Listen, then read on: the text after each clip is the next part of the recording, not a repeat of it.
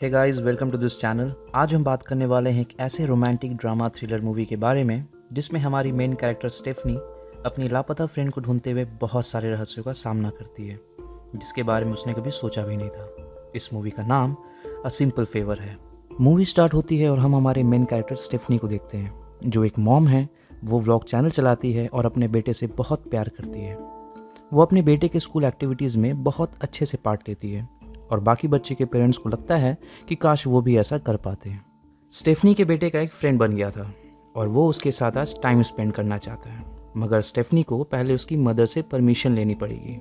यहाँ पर हमारी एक और मेन कैरेक्टर इंट्रोड्यूस होती है जिसका नाम एमिली है, जो बहुत ही पावरफुल, डोमिनेंट और बोल्ड लेडी होती है, मगर उसके पास किसी भी चीज़ के लिए टाइम नहीं होता। एमिली के बेटे ने बहुत ज़िद की कि आज वो स्टेफनी के बेटे के साथ खेलना चाहता है। एमिली इसके लिए बहुत मना करती है पर वो मानता ही नहीं। फिर एमिली ने स्टेफनी से पूछा कि क्या तुम ड्रिंक करती हो, तो स्टेफनी ने कहा कि वो कभी कभी ड्रिंक करती है। स्टेफनी हर किसी के साथ बहुत सारी बातें करती है। एमिली के घर में आने के बाद स्टेफनी एक अजीब सी पेंटिंग देखी। एमिली कहती है, मुझे लगा था ये पेंटर बहुत बड़ी पेंटर बनेगी, पर ऐसा कुछ नहीं हुआ। एमिली ने फिर ये भी कहा कि मैं इसे सेल करना चाहती हूँ, मगर इसे कोई खरीदता ही नहीं। एमिली ने फिर म्यूज़िक लगाया और फिर स्टेफनी डांस करने लगती है। एमिली को ये देख बड़ा अच्छा लगता है। एमिली स्टेफनी को उसके हस्बैंड के बारे में पूछती है तो स्टेफनी कहती है कि मेरे हस्बैंड की डेथ एक कार एक्सीडेंट में हो गई थी।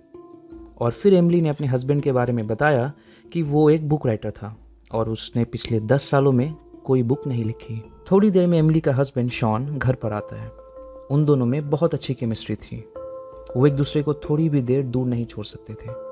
जाते जाते स्टेफनी कहती है कि अगर बच्चों को संभालने के लिए कभी तुम्हें मेरी ज़रूरत पड़े तो मैं हेल्प कर सकती हूँ। तो यही हेल्प एमिली एक दिन मांग लेती है। वो बाद में काम से वापस आई और अपने बेटे को खेलते हुए देखती है। तभी स्टेफनी एमिली की फ़ोटो लेती है तो एमिली गुस्सा हो गई और उसने उस फोटो को डिलीट करने को कहा। उसके बाद दोनों जाकर एमिली के घर में ड्रिंक करते हैं। स्टेफनी कहती है एमिली की ड्रेसिंग सेंस, उसकी स्मेल उसे बहुत अच्छे लगते हैं। एमिली कहती है तुम बहुत अच्छी हो, तुम इतने सालों तक इस वर्ल्ड में टिकी कैसे? तो स्टेफनी कहती है कि सबके अपने डार्क साइड होते हैं और हम उसे छुपा कर रखते हैं। तो एमिली इसमें इंटरेस्टेड हो जाती है और स्टेफनी अपनी स्टोरी सुनाती है। स्टेफनी कहती है कि जब उसके फादर की डेथ हो गई तब उनके घर में एक लड़का आया जो उसके फादर की तरह दिखता था। उसके बाद पता चला कि वो उसका स्टेप ब्रदर है। वो स्टेफनी को उसके फादर की बहुत याद दिलाता था। एक दिन ये दोनों एक दूसरे के इतने करीब आ गए कि अपने आप को कंट्रोल नहीं कर पाए और इंटीमेट हो गए। ये सब सुन के एमिली उसका बहुत मजाक उड़ाती है। कुछ दिन बीत जाते हैं और फिर एमिली स्टेफनी से हेल्प मांगती है कि वो उसके बेटे का ध्यान रखे। एमिली रात में घर आने वाली थी पर वो नहीं आती है। अगले दिन स्टेफनी ने एमिली को कॉल करने की कोशिश की मगर उसका कॉल लग नहीं रहा था। वो फिर उसके ऑफिस में कॉल करती है। उसके बाद उसको पता चलता है कि वो मायामी गई है। स्टेफनी ने फिर कॉल लगाया। शॉन अलग कंट्री में अपनी मदर के पास था। उसकी मदर इंजर्ड हो गई थी। शॉन कहता है उसने पहले भी ऐसा किया हुआ है। वो फिर जल्द से जल्द घर आ जाता है। इन्हें समझ नहीं आ रहा था कि एमिली अभी तक वापस क्यों नहीं आ रही और उसका कोई कांटेक्ट क्यों नहीं हो रहा। स्टेफनी कहती है कि हमें पुलिस से बात करनी चाहिए, मगर पुलिस यहाँ शॉन पर शक कर रहे थे। शॉन कहता है कि एमिली बहुत मिस्टीरियस है, शायद इसीलिए मुझे उससे प्यार हो गया। बात करते करते बहुत देर हो गई तो स्टेफनी उसे यहीं सो जाने के लिए कहती है। सुबह होते ही शॉन सबके लिए स्मूदीज बनाता है। स्टेफनी को बहुत अच्छा लगा। वो हमेशा अपनी लाइफ के बारे में व्लॉग में बताती रहती है और एमिली के गायब होने के बारे में भी बता देती है। उसने डिसाइड किया कि अब वो खुद एमिली का पता निकालेगी। वो डायरेक्टली उसके ऑफिस में पहुंच जाती है और उसके बॉस के साथ मिलना चाहती थी पर वो बिजी था। तो जब वो ऑफिस में आ रहा था तो उसे वो सामने रोक लेती है और फिर स्टेफनी कहती है कि एमिली बहुत दिनों से गायब है और आप लोगों को कोई फ़र्क नहीं पड़ रहा। एमिली का बॉस कहता है अगर एमिली को कहीं भी जाना है तो वो चली जाती है और हम भी डर के कुछ नहीं पूछते। वो स्टेफनी को ज़्यादा भाव न देते हुए उसे निकल जाने को कहता है, मगर स्टेफनी को कुछ भी करके एमिली के बारे में इन्फॉर्मेशन निकालनी थी। तो अब वो चोरी छिपे एमिली के केबिन में घुस जाती है। स्टेफनी को एमिली के केबिन में एक अजब सी पिक्चर मिली जिसमें लिखा था तुम्हारे पास फेथ होनी चाहिए। ये मिलने के बाद स्टेफनी बहुत डिस्टर्ब हो गई थी। स्टेफनी को एमिली का बॉस पकड़ लेता है और वो उससे पूछताछ करने लगता है। तो स्टेफनी को एमिली की बात याद आ गई कि अगर तुम्हें आदमियों से डील करना है तो तुम्हें बहुत ही पावरफुल होना पड़ेगा, तभी डायरेक्टली तुम कन्फ्रंट कर सकते हो। स्टेफनी उसी तरीके से एमिली के बॉस को कन्फ्रंट करती है और फिर वहाँ से चली जाती है और हर जगह एमिली के मिसिंग होने की इमेज लगाती है। बेचारा शॉन अकेला था, तो स्टेफनी उसके घर में उसके लिए खाना बनाती है, बच्चों का ख्याल रखती है। एक दिन केस की इन्वेस्टिगेशन करने के लिए डिटेक्टिव आया। उन्होंने जब स्टेफनी को घर में देखा तो उन्हें कुछ गड़बड़ लगती है और डिटेक्टिव कहता है कि इस तरह किसी की भी फ्रेंड नहीं हो सकती जो इतना घर का ख्याल रख सके। डिटेक्टिव ने कहा, हम एमिली को हर जगह पर ढूंढने की कोशिश कर रहे हैं मगर अभी तक कोई भी न्यूज़ नहीं मिली।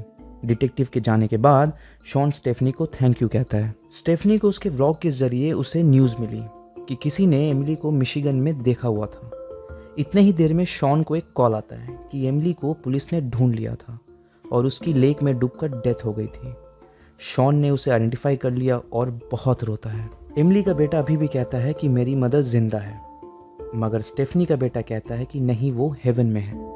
बस इतने ही देर में दोनों में झगड़ा हो जाता है। तब तक शॉन और स्टेफनी आकर दोनों बच्चों को अलग कर देते हैं। इतने देर में एमिली का बेटा अपने डैड को बहुत बुरा भला कहता है। इसे सुनकर शॉन भी डिस्टर्ब हो जाता है। स्टेफनी फिर एमिली के बेटे को समझाते हुए कहती है कि तुम अभी डिस्टर्ब हो, इसीलिए तुम ये सब कह रहे हो।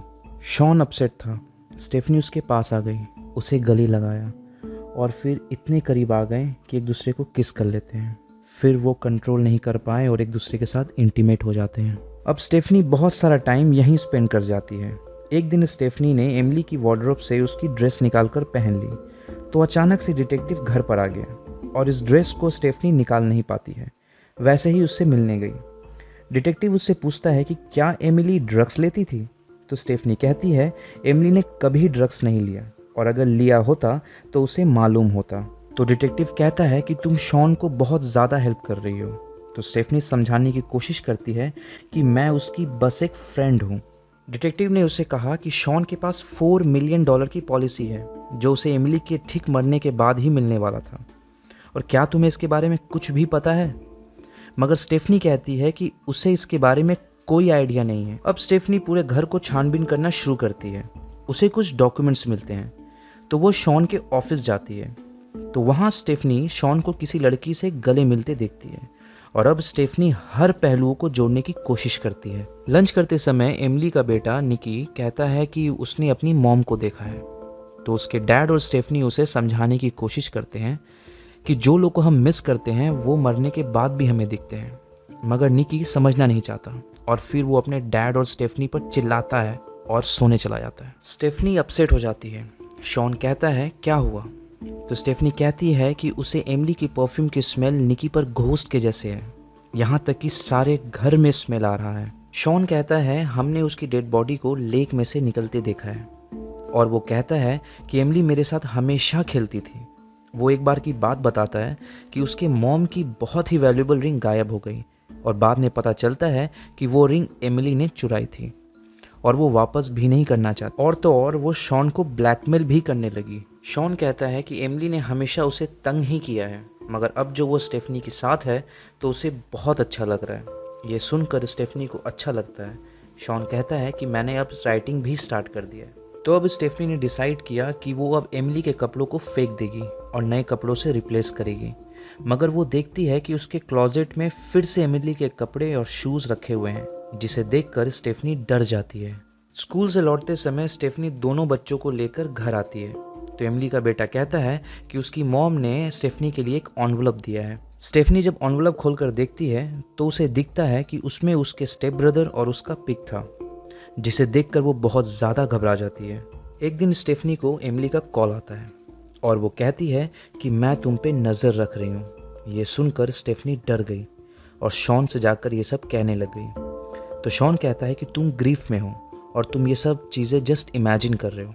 इसके बाद स्टेफनी को एक फ्लैशबैक आता है जिसमें स्टेफनी और एमिली बात कर रहे होते हैं कि जिस दिन उसके हस्बैंड और ब्रदर की डेथ हुई थी उसके बारे में वो बताती है कि उसके घर में फंक्शन थी, तो फैमिली के सब लोग गैदर हुए थे। तो स्टेफनी के हस्बैंड को उन्हें देखकर शक होता है और स्टेफनी के ब्रदर को अपने कार में बैठाकर बाहर ले जाता है ताकि वो सामना सामनी बात कर सकें, और जाते समय में भी उनके बीच झगड़ा स्टार्ट हो गया हो जिसके वजह से उनका कार एक्सीडेंट हो गया और दोनों मारे गए। स्टेफनी इसके लिए खुद को जिम्मेदार मानती है, पर एमिली कहती है कि ऐसा कुछ भी नहीं है। तुम अकेली हो इसीलिए ऐसा सोच रही हो। ये सब सोचते हुए स्टेफनी एमिली की पेंटिंग देखती है और उसे वहाँ आर्टिस्ट का छुपा हुआ नाम दिखता है। तो स्टेफनी डायरेक्टली उस आर्टिस्ट के पास पहुँच जाती है और आर्टिस्ट से एमिली को लेके बात करने लगी। आर्टिस्ट कहती है उसका नाम एमिली नहीं क्लॉडिया था, और फिर कहती है कि वो जब यंग थी तो वो उसके ब्यूटी में खो गई थी। वो हमेशा उसकी ही पेंटिंग बनाया करती थी, इस वजह से उसने अपना पूरा करियर बर्बाद कर दिया। और फिर एक दिन क्लॉडिया उसके सारे पैसे लेकर भाग गई। स्टेफनी और भी जानना चाहती थी तो आर्टिस्ट एमिली की एक टी शर्ट निकाल कर दे दी। उस टी शर्ट पर एक लेक का नाम लिखा था। तो स्टेफनी डायरेक्टली वहाँ पर पहुँच जाती है। वो स्टाफ से बहुत ही चालाकी से सारे स्टूडेंट्स के फ़ोटो को देखने की रिक्वेस्ट करती है। तो उसे इन फ़ोटोज़ में से एमिली की फ़ोटो मिल ही गई, जिसमें उसे पता चलता है कि उसके साथ उसकी एक सिस्टर भी है जिसका नाम था फेथ, और वो दोनों ट्विंस हैं। एमिली के ऑफिस में जो फ़ोटो मिली थी इस पर यह लिखा था तुम्हारे पास फेथ होनी चाहिए। स्टेफनी को अब एमिली का रियल नाम पता था, तो उसके घर का एड्रेस निकाल कर उनके घर मिलने के लिए चली जाती है। मगर एमिली के पेरेंट्स किसी को भी अंदर आना अलाउ नहीं करते थे। तो एमिली के फादर के जाने के बाद मदर के पास एमिली जाती है। एमिली की मदर की मेमोरी इतनी अच्छी नहीं थी। स्टेफनी ने कहा कि वो घर को क्लीन करने के लिए आई है। तो तब तक एमिली की मॉम अपने हस्बैंड ब्रूस को जोरों से बुलाने लगती है। तो स्टेफनी जल्दी से जाकर एमिली की मॉम को अटेंड करती है और फिर दोनों बहनों के बारे में पूछती है। तो उसे पता चलता है कि दोनों बहनें बहुत पहले घर को जलाकर भाग गए थे। स्टेफनी अपना हर अपडेट अपने व्लॉग में देती थी और एमिली उसे फॉलो अप करती रहती थी। तो स्टेफनी ने बहुत ही समझदारी से एमिली को मैसेज दिया कि उसे उसके बारे में पता चल गया है। ये देखकर एमिली बहुत गुस्सा हो जाती है, क्योंकि वो अपने मौत का नाटक करके इंश्योरेंस कंपनी से $4 मिलियन पाना चाहती थी और स्टेफनी उसके इस प्लान पर पानी फेरते दिख रही थी। अब स्टेफनी एमिली के बारे में इंश्योरेंस कंपनी को भी बता देती है ताकि वो भी एमिली की खोज में इन्वॉल्व हो। और यहाँ पर शॉन कैफ़े में बैठकर एक इम्पॉर्टेंट कॉल अटेंड करता है कि तब तक एमिली शॉन के सामने आ जाती है और शॉन हक्का बक्का रह जाता है।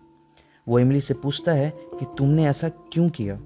तो एमिली कहती है कि मैंने $4 मिलियन के लिए और हमारे बेटे निकी के लिए किया है। जब शॉन घर पर वापस आता है तो देखता है कि इंश्योरेंस कंपनी ने एक इन्वेस्टिगेशन ऑफिसर को भेजा है ताकि वह स्टेफनी की मदद से पूरी तहकीकात कर सके। अब इन्वेस्टिगेशन ऑफिसर शॉन से कुछ सवालात करती है और स्टेफनी भी शॉन से पूछती है कि क्या तुम्हें पता है कि एमिली जुड़वा बहनें हैं। शॉन कहता है कि उसे इसके बारे में कुछ नहीं पता क्योंकि एमिली बहुत ही सीक्रेट टाइप की औरत थी। और स्टेफनी कहती है मतलब एमिली जिंदा हो सकती है और हमें उसके बारे में पता लगाना चाहिए।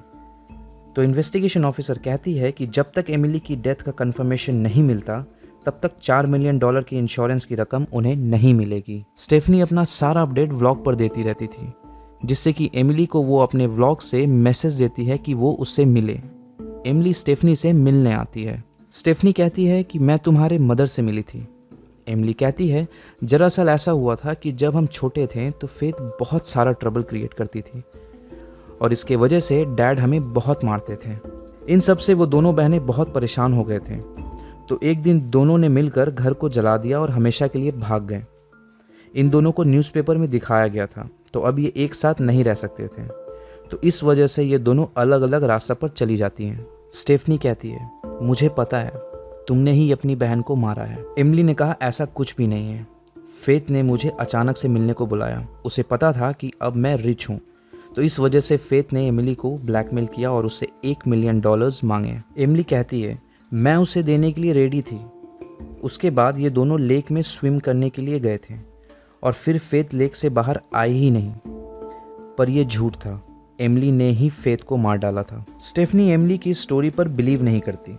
एमिली ने कहा कि तुमने इंश्योरेंस को तो बर्बाद कर दिया, पर मेरे पास एक प्लान है। स्टेफनी फिर रात में जाकर शॉन के पीसी में कुछ फाइल्स डाल देती है और इससे पुलिस को लगता है कि वो भी एमिली के साथ शामिल था। अगले दिन पुलिस आकर उसे अरेस्ट कर लेती है।